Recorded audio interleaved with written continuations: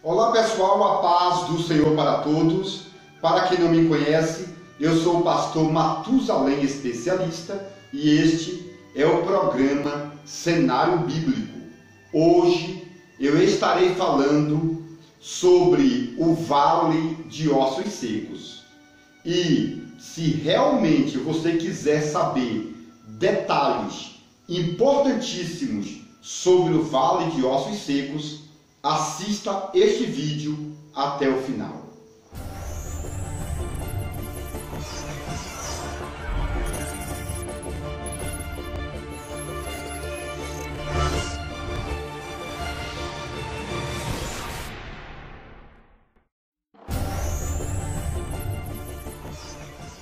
Muito bem, pessoal, eu estou de volta para deixar para vocês detalhes importantíssimos sobre o Vale de Ossos Secos. E esse texto está no livro de Ezequiel, capítulo de número 37. Pessoal, mas antes de tudo, eu gostaria que você se inscrevesse no meu canal, deixasse aquele like e que também divulgasse os meus vídeos para que mais pessoas em todo o mundo tenham o pleno conhecimento da palavra de Deus e assim eles possam ter respaldos para fazer seus sermões, as suas mensagens e também textos, tá bom, pessoal? O livro de Ezequiel, capítulo 37, é muito burocrático, ou seja, o texto de Ezequiel 37 em relação ao Vale de Ossos Secos é muito sistemático. Isto porque Ezequiel 37 tem o sentido histórico, tipológico, simbológico e escatológico. Tá bom, pessoal? Por isso que esse texto é muito difícil de se interpretar corretamente. E além desses detalhes, o livro de Ezequiel, capítulo 37, é um texto que apresenta o passado, o presente e o futuro. E outro detalhe importantíssimo do livro de Ezequiel 37 é que esse texto tem 7 significados. E além de tudo, pessoal, esse texto de Ezequiel 37 vai se cumprir 7 vezes exatamente, pessoal. É por isso que esse livro de Ezequiel é muito difícil de trazer o verdadeiro sentido. E o texto do livro de Ezequiel 37 começa dizendo que o Espírito levou o profeta Ezequiel até o Vale de Ossos Secos. E a primeira pergunta que surge aqui é a seguinte: onde ficava o Vale de Ossos Secos? Porque muitas pessoas pregam esta mensagem, mas não explicam onde exatamente ficava o Vale de Ossos Secos. Pessoal, a Bíblia declara perfeitamente que o Vale de Ossos Secos, geograficamente falando, ficava na Grande Babilônia. Tá bom, pessoal? Este aqui é um segredo importantíssimo. Um outro detalhe importantíssimo, pessoal, é que o texto diz que Ezequiel foi levado pelo Espírito. Então podemos observar que Deus pode levar uma pessoa através do sonho, pode levar através de uma visão, ou também através da transladação. E, biblicamente falando, Ezequiel foi transladado, corpo, alma e espírito, tá bom, pessoal? Para um vale que, dentro da perfeição bíblica, não existia fisicamente. Este vale não existia fisicamente. Era um vale que apontava para o reino espiritual, para a morte espiritual do povo de Israel. Porque tem muitas pessoas que confundem, acham que o povo de Israel estavam mortos fisicamente. Então algumas pessoas pregam dizendo que Ezequiel foi realmente a um grande cemitério. Porém, quando você faz um estudo bem aprofundado, você vai entender que o sentido de Ezequiel 37, do Vale de Ossos Secos, está apontando para o reino espiritual. Neste caso, este povo que estava morto, era um povo que estava morto espiritualmente falando, e não fisicamente. Tá bom, pessoal? Então, na verdade, Ezequiel foi transladado para o mundo espiritual. E no mundo espiritual, ele viu este vale de ossos secos. Mas muitos profetas tinham esse poder da transladação. E Ezequiel foi transladado em espírito. Isso é muito legal para você colocar em uma mensagem como janelas. Tá, pessoal? Ezequiel deixa claro que os ossos estavam sequíssimos. E a Bíblia King James original diz que, além de sequíssimos, os ossos também estavam murchos. Exatamente, os ossos mudaram de tamanho. Eram grandes e passaram a ser pequenos por causa do tempo. É bom entendermos esta questão, porque a partir desse ponto podemos entender que os ossos estavam ali há 70 anos. Olha que legal, pessoal, você colocar na sua mensagem que os ossos estavam no vale há 70 anos, tá bom? Tomando sol e chuva, tá bom? Então, esse detalhe de 70 anos é muito legal porque tem respaldo bíblico, tá?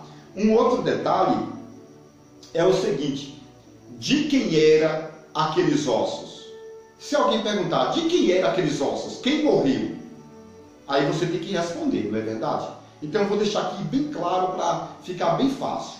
Aqueles ossos representavam o povo de Israel que estava na Babilônia no cativeiro. Tá bom, pessoal? Então, aquele povo não tinha morrido fisicamente. Eles estavam vivos, porém, na comparação espiritual, eles estavam mortos. Então aqui vai surgir várias perguntas. A primeira é o seguinte: há quanto tempo os ossos estavam ali? Eu já respondi, 70 anos. Quem são aqueles ossos? Você vai responder, são ossos do povo de Israel. Ou seja, aqueles ossos tipificam ou simbolizam o povo de Israel que estavam vivos fisicamente na Babilônia, mas estavam mortos espiritualmente. Tá bom? Terceiro, quantas pessoas estavam mortas num vale de ossos secos? Pessoal, essa pergunta é muito interessante. E como todos nós sabemos que Deus trabalha dentro da numerologia com o número 7, os estudiosos mais sábios do mundo fizeram uma conta e descobriram que ali, no vale de ossos secos, tinham aproximadamente 70 mil pessoas mortas. Isso aqui vai ficar legal você colocar na sua mensagem. Porque se você procurar isso no Google, no YouTube, no Facebook, você não vai encontrar esses detalhes. Tá bom, pessoal? Porque são detalhes importantíssimos. Tá bom? Que vai trazer a ideia de onde era o vale, quantas pessoas estavam mortas, quem eram aquelas pessoas. Então, esses detalhes são muito interessantes. No Salmo 51, o rei Davi diz que quando as pessoas pecam, os seus ossos adoecem, apodrecem. Então, pessoal, é por isto que aqueles ossos estavam sequíssimos por causa do pecado. Tá bom? Então, se alguém perguntar por que aqueles ossos estavam sequíssimos, você vai tomar como base o livro de Salmos 51, Salmos 139, e você vai entender que o pecado apodrece, né? O pecado destrói o osso ou os ossos. É bom lembrarmos aqui que em um corpo humano existem mais de 200 ossos. Exatamente, pessoal. Segundo alguns estudiosos, existem aproximadamente 206 ossos no corpo humano. Então você vai fazer a conta. 70.000 vezes 206 ossos. Você vai chegar à ideia de que no vale de ossos secos existiam realmente milhares de pedaços de ossos espalhados, não é verdade? Porque cada corpo humano tem 206 ossos, vezes 70.000 pessoas. Aí você vai fazer uma conta e chegar a um número muito alto, né? Para nível de estudo vai ficar muito boa esta mensagem. E o texto de Ezequiel 37 vai dizer que Deus fez Ezequiel andar em volta. Andar em volta. E aqui surgem vários detalhes importantíssimos. Primeiro, quando você estiver no vale, Deus vai te fazer andar. Porque tem pessoas que conseguem ter uma vida de estabilidade quando tudo está bem. Mas quando ele entra no vale, ele para de fazer a obra. Ele para de caminhar. Não é verdade? Mas Deus fez, olha o texto que aqui diz, e me fez andar em volta do vale. Então, se você de repente estiver no vale, Deus está te incentivando a andar. É hora de marchar. E aqui surge mais uma pergunta. Qual é o teu vale? Qual é o teu problema? Deus está dizendo, comece a andar. E esse detalhe de andar em volta do vale, está falando aqui também de contabilidade. Deus quer que você venha contabilizar o tamanho do teu problema. Depois que Ezequiel contabilizou o tamanho do problema, ele ficou desanimado. E Deus perguntou, poderão viver esses ossos? E aí Ezequiel vai responder, Senhor, tu o sabe. Quer dizer, todos nós aqui sabemos que Ezequiel era um grande profeta, mas aquela situação era difícil de responder. Até porque eram 70.000 pessoas mortas e os seus ossos, né, estavam espalhados em todo aquele território espiritual. Tá bom, pessoal? Então, ele não teve a capacidade, uma fé determinante, tá, para responder à altura. E aí surge aquela pergunta de Deus, filho do homem, que aqui nos originais seria homem mortal. Né? Filho do homem significa homem mortal. Um outro detalhe é o seguinte, homem perfeito. Então, essa questão da palavra filho do homem tem 3 significados básicos, tá bom? O primeiro aponta para o homem mortal. Filho do homem significa homem mortal. Segundo, filho do homem, homem perfeito. É por isso que Jesus é chamado de filho do homem, porque Jesus era o homem perfeito. Então, o texto dá a entender que Ezequiel era um profeta de primeira qualidade, um homem perfeito, tá bom, pessoal? E em terceiro lugar, a palavra filho do homem está apontando para o pai de Ezequiel. E quem era o pai de Ezequiel? Era um homem profeta também, sacerdote, que se chamava Buzi, ou Buzi, como algumas traduções apresentam. Tá bom, pessoal? Então, essa palavra filho do homem aponta para esses 3 sentidos. E aqui, pessoal, dá para você fazer uma boa aplicação. Deus chamando Ezequiel de homem mortal, homem perfeito, e também Deus estava falando para Ezequiel, Ezequiel, o teu pai, Buzi, é uma bênção, tu é o filho do homem. Aqui aponta para a família, tá bom, pessoal? Deus estava dizendo, Ezequiel, filho do homem, ou seja, Ezequiel, filho de Buzi, o teu pai é uma bênção. E é por isso que você é o grande profeta. Isso aqui está falando de questão familiar, tá? E Deus perguntou, poderão viver esses ossos? Poderão? Aqui, pessoal, vai entrar aquela questão da presciência. E aqui surge uma pergunta, né? Deus sabia que esses ossos poderiam viver ou não? Claro que sim, porque dentro da presciência Deus sabe de todas as coisas, tá? Agora mesmo Deus já conhece o teu futuro. Agora mesmo Deus já foi no futuro e já passou no juízo final. Porque para Deus não tem tempo. Deus é atemporal. Tá bom, pessoal? E nós vivemos num tempo cronos. Isso significa que Deus já foi no Apocalipse, tá? E já passeou na história. Nós estamos vivendo agora, né, uma história escrita. Tudo já foi determinado. Tudo já foi escrito no livro de Deus. Como fala o Salmo 139. É por isso, pessoal, que algumas pessoas acreditam na predestinação e outras pessoas não acreditam na predestinação. Mas, na verdade, Deus já sabe quem vai para o inferno e quem vai para o céu, porque Ele trabalha com a presciência. E você agora está vivendo o que Deus determinou para a tua vida. Se você realmente alcançar a salvação, é porque Deus mandou Jesus e você acreditou em Jesus para a salvação na graça.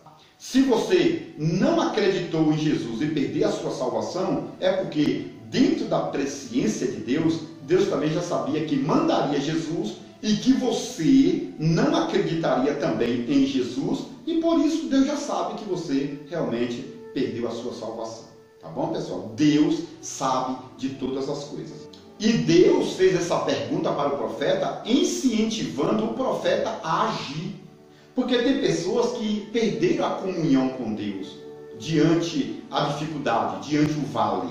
E aí Deus sempre vai entusiasmar, né? Deus vai iniciar um diálogo, uma palavra. Deus vai começar a conversar com o profeta. Poderão ou não? Deus começou o diálogo. Tá bom? E o profeta não soube responder. A partir deste momento, Deus pediu para o profeta profetizar. Porque tem dois tipos de palavra. A palavra escrita e a palavra dita.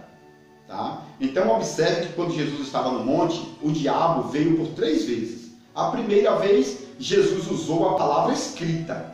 Né? Nem só de pão viverá o homem. A segunda vez, Jesus usou a palavra escrita. Não tentarás o Senhor teu Deus. Mas na terceira vez, Jesus usou a palavra dita, a palavra profética. Vai-te, Satanás. Ou seja, Jesus deu uma ordem. Vai-te, Satanás.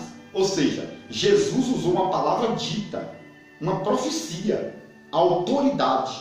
Vai embora, Satanás. Porque está escrito, só ao Senhor teu Deus adorarás e a Ele somente servirás. Então observe que tem pessoas que só conseguem pregar a palavra. E tem pessoas que conseguem pregar a palavra com a profecia, a palavra dita, determinante, com autoridade. Tá bom? Então o profeta usava muito a palavra escrita. E Deus estava incentivando Ezequiel a usar a palavra dita, a profecia. Então Deus começou a incentivá-lo para que ele pudesse profetizar no vale. E isto significa que muitas das vezes não adianta você só ler a Bíblia no Salmo 23, no Salmo 91. Às vezes você tem que usar de autoridade. Resista ao diabo e ele fugirá de vós. Tá bom? A partir de agora, Ezequiel começou a profetizar, dizendo: ossos secos, ouça a palavra de Deus. Mas no osso não tem ouvido. Mas quando Deus manda, os ossos têm que obedecer. Aí você vai entrar com a autoridade da palavra, dizendo que Deus pode fazer o que o homem não pode fazer. Tá bom, pessoal? Aqui você vai explicar que quando Deus quer usar, a jumenta fala. Quando Deus quer usar, os passarinhos viram garçom para abençoar a vida de Elias lá no riacho de Querite. Tá bom? Isso é muito importante. E no versículo 7, o profeta vai dizer o seguinte: eu profetizei como Deus me deu ordem. Porque tem gente que força. Tem gente que quer profetizar aquilo que Deus não mandou. E aí, parece que a bênção vem amarrada. Porque o profeta está profetizando, mas a profecia é contra a vontade de Deus. Neste caso, o profeta estava profetizando no centro da vontade de Deus. Ou seja, Deus estava feliz. Deus queria que aquilo acontecesse. E aí o profeta, seguia o rumo das águas, não estava em contramão. E Deus não gosta de trabalhar na resistência. Deus trabalha na resistência? Sim, dentro da vontade permissiva. Então, pessoal, existem 3 tipos de vontade: vontade perfeita, permissiva e negativa. Então, tem profecias que estão na vontade perfeita, como esta de Ezequiel, perfeita. Agora, existem profecias que estão na vontade permissiva. Deus não quer fazer, mas o profeta fica, ali tentando forçar Deus contra a parede. Isso é um problema muito grande, tá bom? E existe também a profecia que está na vontade negativa. O profeta profetiza, mas não acontece nada. Ele profetiza porque ele abriu a Bíblia, encontrou um texto, começa a profetizar, mas a pessoa está cheia de pecados, tá bom? Tanto o profeta quanto a outra pessoa. Então, as coisas não acontecem, porque a profecia legal é aquela que está no centro da vontade de Deus, e não no centro permissivo ou negativo. Você está entendendo? Então, temos que tomar muito cuidado de chegar profetizando para todo mundo, porque tem profecia que não vai cumprir, não. Não é porque o profeta está errado, é porque a pessoa, às vezes, está errada. E ela não tem condições de receber bênção, e o profeta começa a profetizar, e as coisas não acontecem, porque Deus não está feliz, Deus não está alegre. Mas neste caso aqui, Deus queria a ressurreição. E aí aconteceu o milagre imediatamente, tá bom? E aí o texto vai dizer, pessoal, que houve um barulho. A King James vai dizer que houve um barulho de chocalho. Uma outra tradução vai dizer que houve um barulho de trombetas. Exatamente, porque era a hora da ressurreição. Chocalhos, tá bom? Porque era a hora da grande ressurreição. E no momento que o profeta começou a profetizar, o texto começa a falar de ossos, nervos, carne, pele e espírito. Esses detalhes são maravilhosos porque o osso fala daquilo que é resistente, tá bom? Então começa pelos ossos, a resistência. Então, a primeira coisa que Deus quer trabalhar é na resistência do crente, para o crente não ficar no meio da estrada. Então vem os ossos, depois vem o nervo. O nervo é que liga, tá bom? O nervo é quem liga. Então, se não tiver ligação na igreja, comunhão, parceria, tá bom? Não vai dar certo. Tem que ter nervo, que é o nervo que vai ligar o osso com o osso, tá bom? Observe que houve um barulho pela palavra profética. Porque tem muito barulho por aí, pessoal, que não está na palavra. É barulho de, eis que eu te digo, e etc, mas não tem palavra, não tem obediência, não tem Deus. Se não tem Deus, não tem exército. Vai ter barulho sim, mas é uma igreja falida, é um crente caído. Por quê? Porque tem barulho, mas não tem palavra. Tem barulho, mas não quer passar no vale. Tem barulho, mas não quer andar. Então aqui vai surgir uma porção de detalhes para nós colocarmos em nossa mensagem, tá bom? Mas primeiro Deus fala de osso, depois, tá bom? Resistência. Depois Deus fala de nervo. Nervo é ligação, tá? Nervo é comunhão. Depois Deus fala, sabe o que? De carne. A carne fala, sabe o que? Personalidade, sacrifício. Isso aqui, pessoal, dá uma mensagem de outro mundo, tá bom? Depois vem a pele. A pele fala de maravilhoso, de brilho. A palavra pele dos originais hebraicos significa maravilhoso. Então, quando você está dentro da bênção, Deus começa a te rejuvenescer, milagres acontecem. E aí aponta para a estética, para a fisionomia, para o brilho da tua pele, tá bom? Do teu corpo. Isso é muito importante, tá bom? E por último, o quinto detalhe vem falar agora de espírito, tá bom? Porque não adianta uma pessoa ter fortaleza de ossos, fortaleza de nervos, que é a ligação, fortaleza de carne, que é sacrifício, fortaleza de pele, que é uma vida muito legal, esteticamente falando, e não ter o quinto fator, que é o espírito, tá bom? Então você se torna uma pessoa bem-sucedida no mundo físico, mas espiritualmente ainda você está morta, tá bom? Ou morto. É por isso que o profeta vai entrar em evidência pela segunda vez. A Bíblia Sagrada diz que os ossos, tá bom, receberam nervo, carne, receberam a pele, mas ainda era corpos mortos. E Deus está visando o espiritual. Deus não está visando somente a perfeição física. Deus está observando o teu espiritual. É por isso que o profeta vai profetizar novamente. E agora, essa profecia vai abranger o espírito, né, soprando dos 4 cantos da terra. Porque observe que para a formação do corpo físico não precisa tanto sopro. Mas quando fala do espiritual, aí é necessário o Espírito soprar dos 4 cantos da terra. Porque o que é mais importante para Deus não é a física, é o espiritual. Tá? Porque o que adianta o homem ganhar o mundo inteiro e perder a sua alma? Depois que o Espírito veio e entrou naquele povo se levantou como um grande exército. Esses detalhes são muito importantes, não é verdade? Porque as pessoas perguntam, quem foram ressuscitados? Né? Então, a Bíblia explica, não é verdade?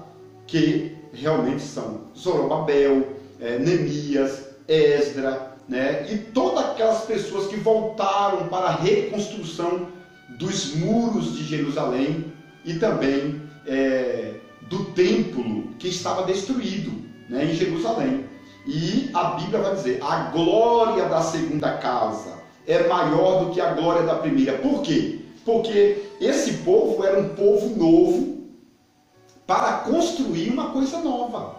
Está entendendo? É por isso que a Bíblia diz, não adianta pegar vinho novo e colocar em odre velhos. Porque tem pessoas que querem a unção de Deus, mas não querem se tornar pessoas novas, né, sem pecados, não querem mudarem de atitude. Então, a mensagem é mais ou menos isso, tá bom? Então você vai estudar esses detalhes que eu passei para você, vai formalizar o teu sermão e vai ficar ótimo, tá bom, pessoal? Eu quero louvar a Deus pela tua vida, tá? No nome do Senhor Jesus. Não esqueça de adquirir o meu livro, a revelação completa do livro de Gênesis, porque no meu livro tem mais de 1.200 detalhes que provavelmente você nunca ouviu falar. Que Deus te abençoe.